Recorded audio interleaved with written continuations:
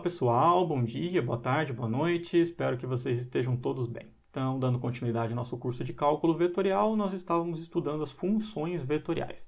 Mais especificamente, nós começamos a explorar algumas ferramentas que eram aplicáveis a esse tipo de função. E no nosso último vídeo nós estudamos as derivadas das funções vetoriais. Então vimos que essa derivada ela era definida de maneira análoga ao caso do cálculo 1, ou seja, ela vinha de um limite. E como o limite de uma função vetorial ele era calculado componente a componente, nós conseguimos concluir que a derivada de uma função vetorial ela era obtida simplesmente calculando a derivada das funções componentes. Ou seja, isso resultava em um vetor, e nós vimos o que significava geometricamente esse vetor. Então, lembrando que uma função vetorial ela poderia ser vista como descrevendo a trajetória de uma partícula no espaço, isso originava uma curva espacial.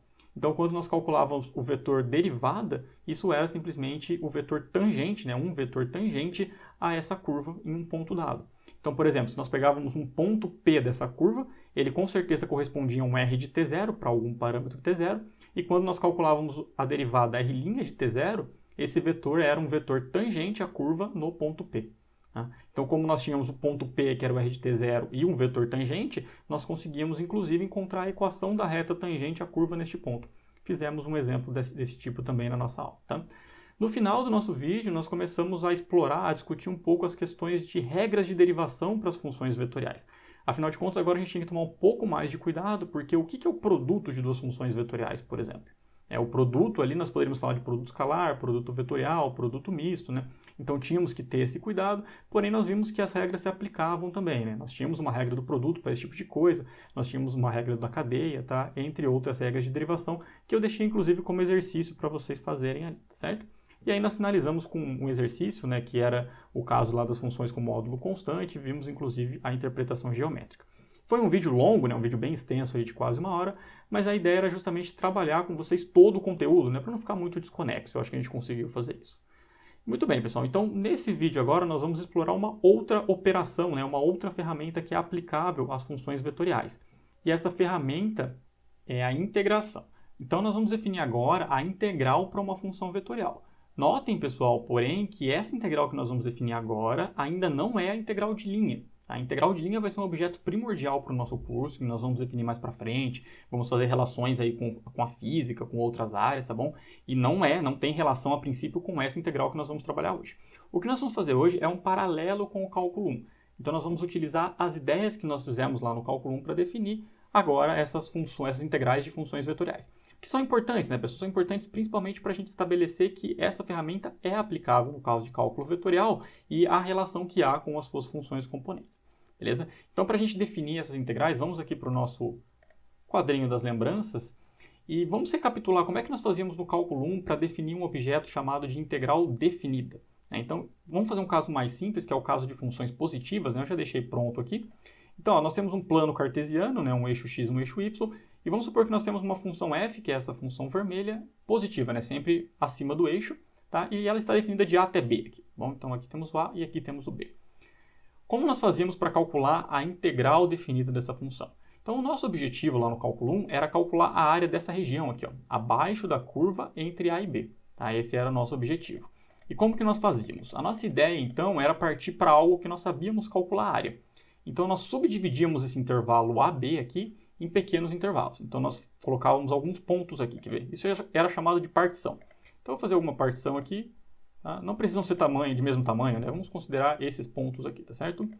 Muito bem. A partir desses pontos, pessoal, o que nós fazíamos era considerar um retângulo formado aqui, Então, nós traçávamos um segmento aqui em cima e fechávamos o retângulo aqui, tá bom? A mesma coisa para o lado de cá, a mesma coisa para o lado de cá. Eu vou completar, aí eu dou um corte do vídeo e mostro como é que ficaria aqui. Então, algo mais ou menos assim, tá, pessoal? Eu editei o vídeo porque senão vocês iam ver o quanto eu sofro para fazer esses retângulos aqui, vamos só dar nome a esses pontos, Então, vamos supor que esse nosso A, a gente chama ele de x0. Aí, esse outro ponto aqui é um x1. Esse é um x2. Esse daqui eu vou chamar de x3 e assim por diante. x4, x5 e o nosso B é x6, Então, nós temos aqui 7 pontos, x0 até x6. E aí, o nosso objetivo aqui é aproximar a área abaixo dessa curva pela área de algo que nós conhecemos. Então, neste caso, seria a área dos retângulos.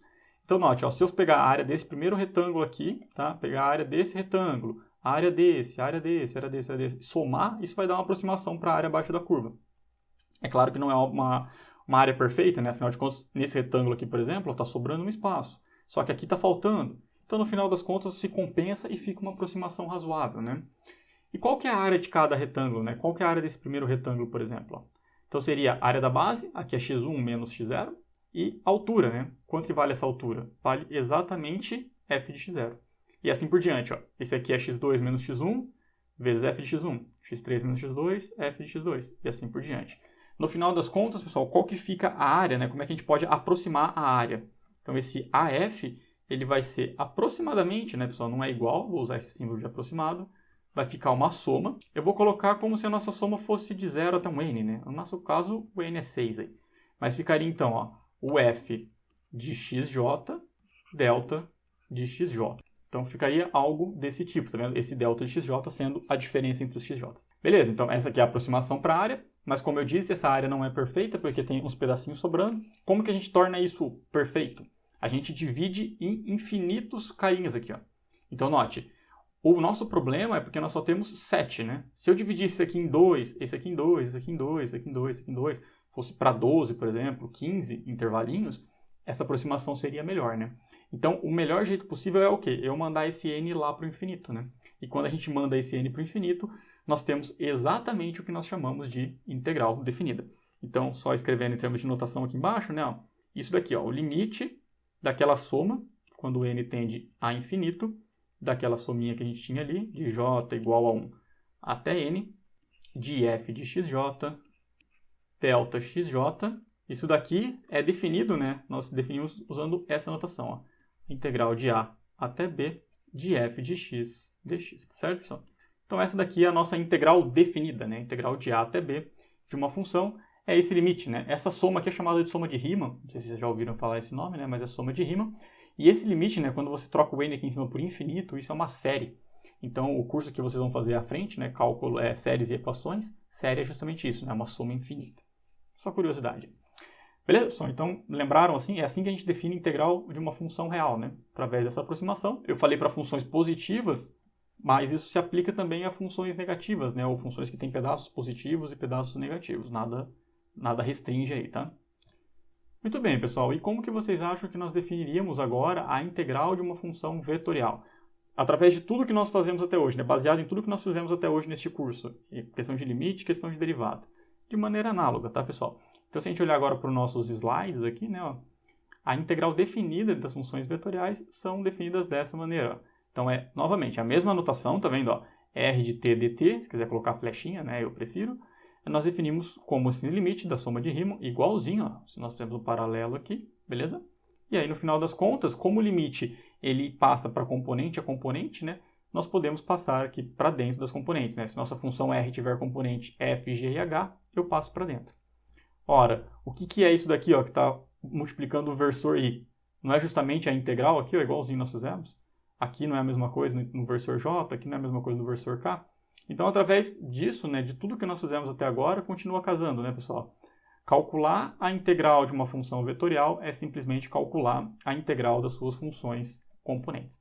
Beleza, pessoal? E uma questão totalmente plausível para o momento é qual é a interpretação dessa integral, né? Para que serve a integral de uma função vetorial? Bom, geometricamente falando, é muito difícil a gente analisar o que representa isso, né? Porque se você notar, a integral de uma função vetorial, isso daqui é um vetor, tá vendo? É algo com 3 componentes. Então a gente já não consegue associar aquela questão de área, como era no caso do cálculo 1, né? Como que é o caso que está no nosso quadrinho aqui. Além disso, pessoal, mesmo que a gente quisesse fazer assim, não, eu estou particionando o nosso domínio e aí eu vou olhar o que significa a hora que eu faço isso e calculo a integral. É muito difícil, porque novamente nós cairíamos naquela questão quadridimensional, né? Porque o nosso domínio é formado pelo conjunto dos parâmetros, que é algo que mora nos reais, e aí quando eu calculo essas 3 componentes, iria para R3. Então associar tudo isso, como nós fizemos aqui no nosso quadrinho, né? Seria tentar enxergar algo em R4 que não é visualizável, tá bom? Então, geometricamente falando, tentar interpretar isso não é um caminho muito seguro a se seguir, tá bom? Uma questão que a gente consegue fazer, pessoal, e eu vou explicar para vocês, é associar isso com aquela questão de velocidade. Tá? Mas antes de mais nada, eu vou para o nosso quadrinho. Eu tenho um quadrinho da lembrança 2.0 aqui que eu deixei pronto para gente. Eu queria lembrar com vocês um teorema que é chamado Teorema Fundamental do Cálculo. Não sei se vocês se recordam, deveriam recordar, né? Porque o nome dele é fundamental, então ele deve ser bem importante. Porque assim, ó, no cálculo 1, nós definimos a integral definida, dessa maneira como nós fizemos agora, que é a área e tudo mais, e nós definimos uma outra integral, que é a integral indefinida. Então, o que é a integral indefinida, né? Se vocês lembrarem, é aquela da antiderivada. Então, a antiderivada é o seguinte, ó, se eu tiver uma função f grande de x aí, de tal forma que a hora que eu derivo ela, eu dou uma f pequenininha, né? Isso aqui resulta numa f pequenininha.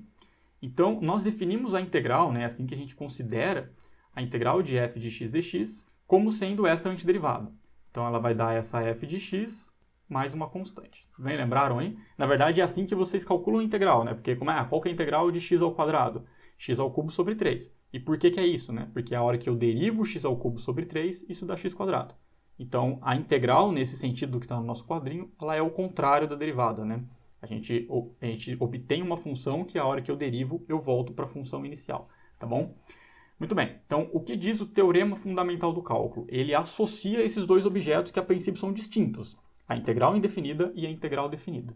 E de que forma, né, pessoal? Então, só vou escrever aqui em cima da nossa setinha, né? O teorema fundamental do cálculo, ele fala o seguinte: se eu estou calculando agora a integral definida, ou seja, uma integral de a até b, então eu faço isso de maneira análoga. Eu calculo, acho a primitiva, que é essa f de x, só que agora eu calculo essa f de x dessa maneira. Eu faço ela calculada de a até b, a gente usa essa notação, né? E o que representa essa notação?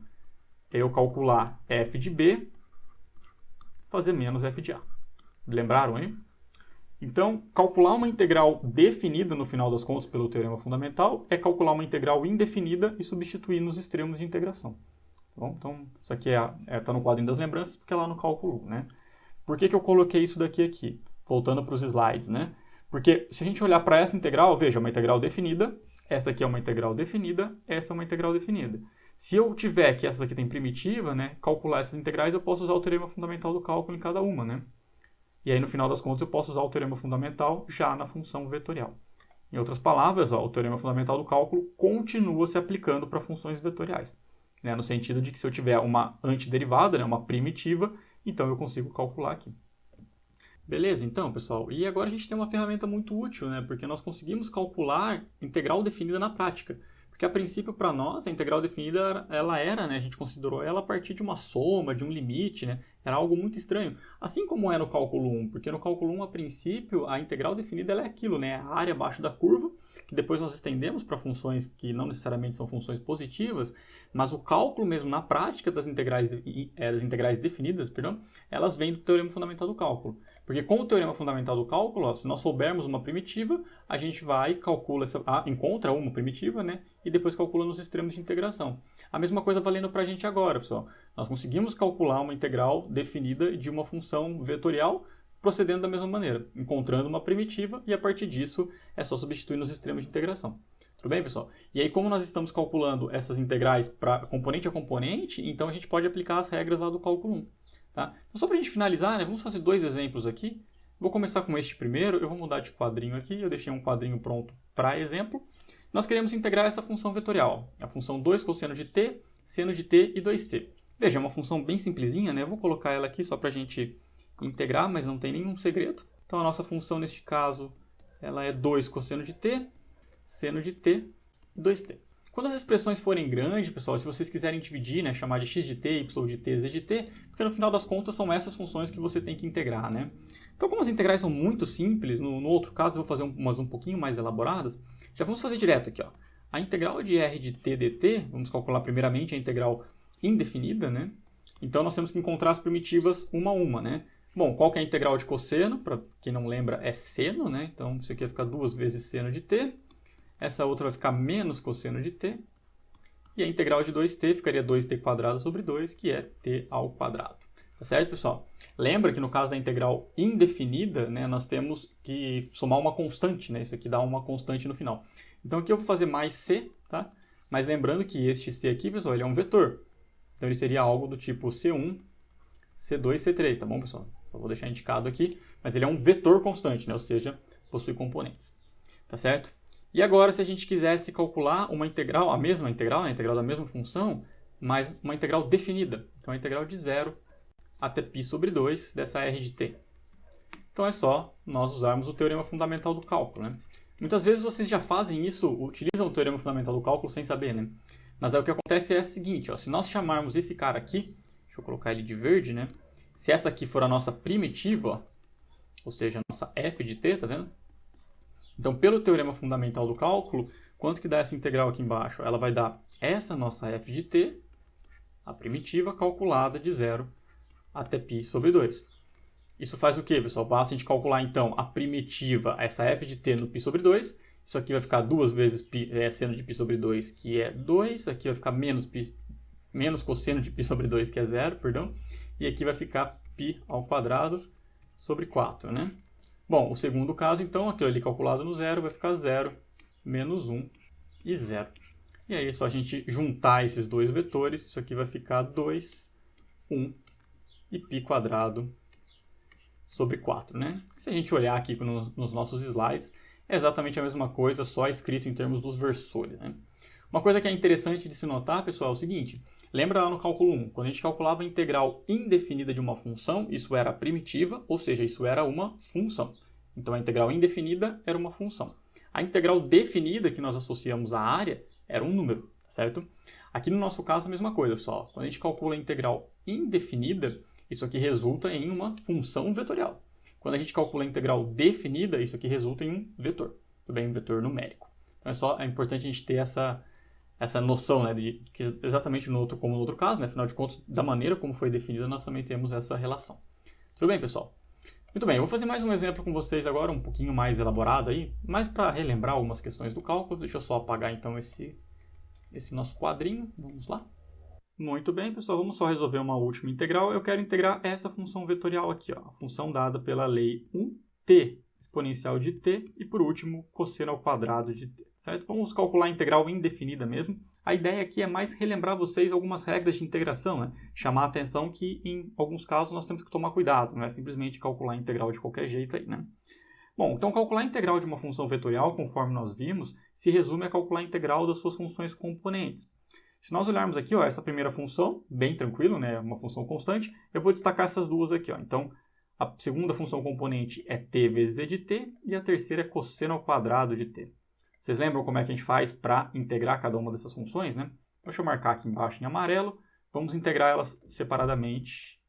Então, a integral de t vezes e de t dt, né? Como é que a gente integra essa função, pessoal? Então, o cuidado que eu queria chamar a atenção é um cuidado meio óbvio, mas integral do produto não é o produto das integrais, tá, pessoal? Pelo amor de Deus, não tentem separar aí porque está errado. O que nós temos que utilizar neste caso é a integração por partes. Vocês lembram aquela famosa UDV, né? Então, o que nós chamamos é alguém de U, alguém de dv, e utilizamos a fórmula, né? Então, a integral de UDV é U vezes V. Então, neste caso, o nosso é igual a t vezes exponencial de t, menos a integral de VDU, certo? Então, a integral de exponencial de t dt, certo? Então, vamos colocar de cinza aqui embaixo, só para a gente lembrar uma única vez ao menos, né? Então, isso aqui é U vezes V, e aqui é integral, né? Isso aqui tudo é VDU. Relembraram aí? Então, só finalizando, agora nós resolvemos essa última integral, né? A integral de exponencial é a própria exponencial. Então, isso aqui ficou t e de t menos e de t. É claro, né, pessoal, que aqui, como é uma integral indefinida, teria uma constante aqui na frente. Eu vou deixar sem nada, porque no final de tudo eu coloco a constante lá no vetor. Certo? Então, um exemplo bem tranquilo essa função, né, mas é mais para chamar a atenção dessa do produto. Quando eu tenho um produto, vocês precisam utilizar alguma das ferramentas aí de integração, né? Seja integração por partes, ou via substituição, ou alguma outra que convenha, né? Muito bem, vamos fazer agora a em azul aí, né? Então, nós queremos integrar cosseno ao quadrado de t. Resolvamos essa integral. Integral de cosseno ao quadrado de t dt. Beleza, pessoal. Então, novamente, né, só chamando a atenção, isso daqui é um produto, né, cosseno de t vezes cosseno de t. Não dá para usar só simplesmente separar em duas integrais, né, isso não pode ser feito. E não dá para usar substituição, tá? Se fosse cosseno e seno, daria tranquilamente, mas nesse caso não dá. Dá para você fazer por partes, mas dá um trabalhinho de fazer. Dá para vocês usarem também fórmula de recorrência, se vocês lembrarem ou tiverem uma tabelinha. Mas o jeito mais fácil de calcular a integral de cosseno ao quadrado ou seno ao quadrado é utilizando identidade trigonométrica. Então, se vocês lembrarem, né, a gente pode reescrever cosseno ao quadrado como sendo 1 mais cosseno de 2t, tá? Tudo isso sobre 2. Tá? Então, essa integral que está aqui, pessoal, ela é a mesma que essa. Então, integrar esse primeiro termo, né, é a mesma coisa que integrar essa soma aqui, né, esse termo dentro dos parênteses. Isso daqui é tranquilo, né, não tem nenhum grande obstáculo. Então, só reescrevendo, essa integral aqui a gente pode separar ela em duas. Então, ela vai ficar a integral de 1 sobre 2 dt mais a integral de cosseno de 2t sobre 2. E aí é bem tranquilo, né, pessoal? Porque agora basta a gente integrar cada uma dessas separado. Então, quanto que dá a integral de meio? Né? A integral de meio é só a gente colocar o t, fica meio de t. E a integral de cosseno de 2t sobre 2, a gente precisa fazer uma substituição, mas é bem simplesinho. Isso daí fica seno de 2t sobre 4. Certo? Então, qualquer coisa, se você tiver dificuldade, escreva um pouquinho melhor aí. Novamente, claro que tem uma constante ali na frente, mas eu vou colocar tudo no final. Tá certo, pessoal? Sem grandes problemas. Eu só queria chamar a atenção para vocês lembrarem, né? Cosseno ao quadrado, seno ao quadrado. Usa a identidade, né? Se vocês estão aí na casa de vocês, podem olhar uma tabelinha na hora de resolver. Só não tentem fazer tudo de cabeça, porque às vezes vocês acabam se embananando aí, né? Então vamos só concluir, né, pessoal? Então quanto que dá, no final das contas, a integral da nossa função vetorial lá do início, da nossa r de t dt? Beleza, isso aqui vai ser um vetor e as funções componentes vão ser as integrais das funções componentes da r. Então, a integral de 1, que nós sabemos calcular, obviamente, é t. A integral da segunda nós fizemos ali, t vezes exponencial de t menos exponencial de t. E a última que nós acabamos de fazer fica meio de t mais seno de 2t sobre 4. Tudo bem? Como nós estamos falando de uma integral indefinida, então vai ficar mais um vetor constante, aí digamos C1, C2 e C3. Beleza, meu povo? Então eu queria chamar mais a atenção de vocês assim, para relembrar essas questões, né? Essas peculiaridades que às vezes acontecem no meio da integral, da gente tomar um pouco de cuidado, porque é bem mais difícil de trabalhar com integral do que com derivada, né? Mas, novamente, nós recaímos no caso do cálculo 1. Tá? Mais para frente, quando a gente trabalhar com as integrais de linha, nós também vamos recair no caso do cálculo 1 ou, eventualmente, do cálculo 2, quando a gente utilizar o teorema de Green. Tá? Mas, ainda assim, nós vamos ter que usar vários métodos de integração. É por isso que eu já comecei a chamar a atenção de vocês. Se vocês mexerem na lista, vocês verão que lá vão ter um ou outro caso para vocês derivarem e integrarem. Trabalhem lá, tá, pessoal? Por mais que seja exercício de cálculo 1, né, ferramenta de cálculo 1, é sempre importante vocês lembrarem, porque essas ferramentas nós vamos utilizar no nosso curso com força, né, com bastante força aqui. Beleza, pessoal? Então, na próxima aula, a gente continua trabalhando com essas funções vetoriais, agora explorando um pouco mais a parte geométrica, né, trabalhando com a curva novamente, tá certo, pessoal? Então é isso, agradeço a atenção de vocês, se cuidem, abraço!